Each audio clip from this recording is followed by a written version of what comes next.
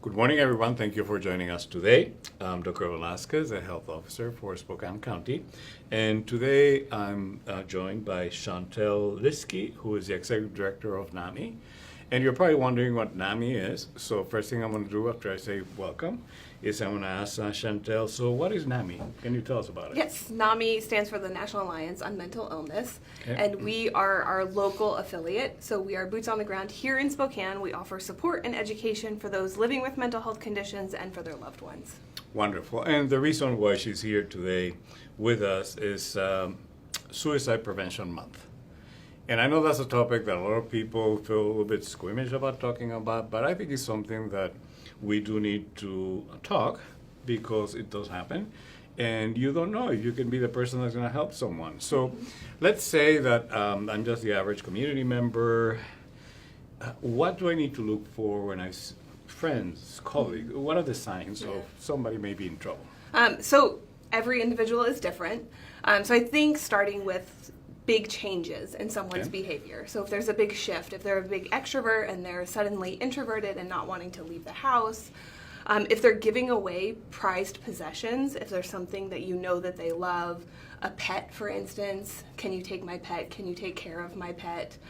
I know an example that I had in my own personal life was not wanting to get out of bed, not wanting to engage in daily activities, extreme drug or alcohol use, those types of things. So I think those are important to remember because, for example, some people may not think about, oh, someone just gifted me this, that those are prized possession. And that may be a sign. Yeah, absolutely. They're thinking about separating themselves a little bit. Now, one of the concerns that we typically have is when we need to have this conversation with either children or young adults, because suicide is something that goes the whole continuum of age. What would you recommend? How do we do that? I think with our younger kids, starting just talking about feelings. Recognizing that our kids have feelings, normalizing those feelings. Sometimes mommy feels sad too. Can you tell me about what happens when you feel sad? And what do you do to help yourself feel better? Give examples of what you do. And then as we're getting to older kids, you can kind of gauge, are they ready to have this conversation? Like, how do I talk about feelings? And being open and honest that this is something that has happened and it does happen. And let's talk about it. And I care about you. I care about what's happening in your life. And I think open, honest about a really scary subject is really important. Wonderful. So as you're talking, a couple of things that come to mind is sometimes when people are feeling either depressed or anxious, or they may not even know what they're feeling, but they're themselves, they may reject a little bit of help. How do we approach someone, making sure that we're being effective and they don't feel like we're judging or criticizing? How do you do that? I think one of the things I always talk with everyone in my life about, like, keeping the door open. So if someone doesn't want to talk with you right then, saying, I understand, this can be really hard, and I don't want to put pressure on you if you're not ready to talk to me, but when you are ready, I am here for you. And making it so that it's an open door, they can come to you and letting them choose. When we give people the power to choose and knowing that they can come to us when they're ready, it has a lot of effect for people. So a lot of it has to do with when I'm ready. I may not want to talk to you now, but knowing that you're there and you're going to listen if I go, it's a really good way. That's a very difficult thing to do. It is very hard. But I'm going to encourage everyone to, first of all, remember some of the signs that you mentioned. Remember that approaching and being open is kind of like the first step. And also the time. Not everybody's ready at the same time to have a conversation. So let's not push it if that's not the case. Leave their door open, as you mentioned. So if I'm wondering, where can I go for information? What's out there that is good? Yeah.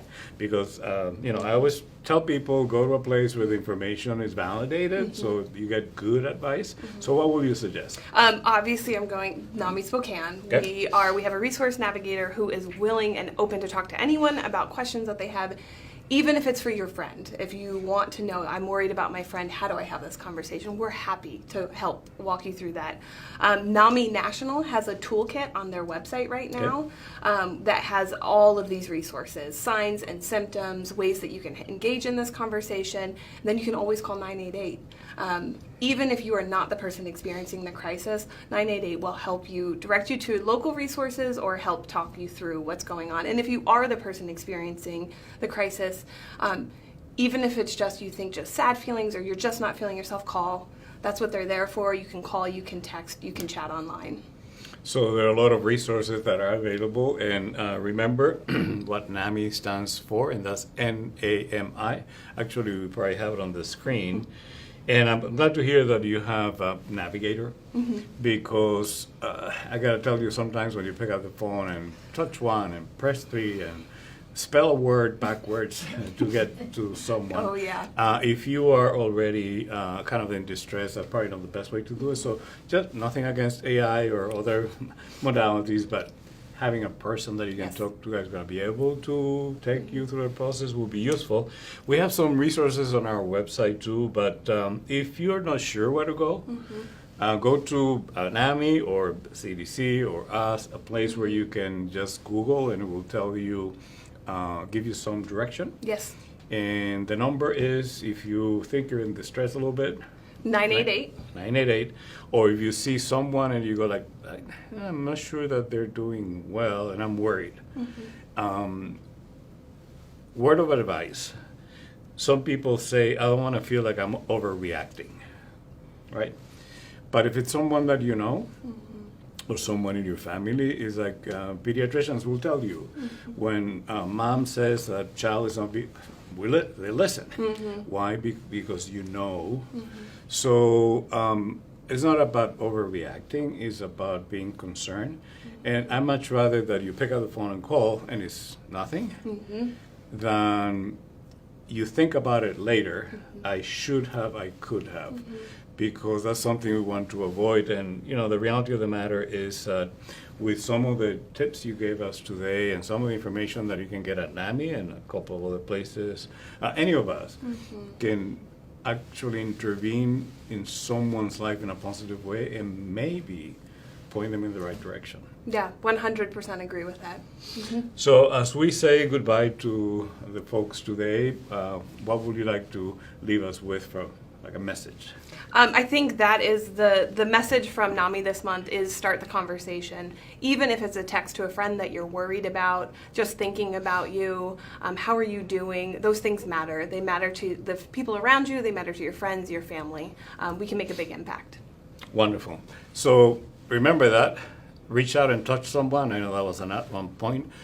But nowadays you can do it electronically. You can Facebook, you can do pretty much almost, there's no reason nowadays for not really reaching out if you're concerned about it.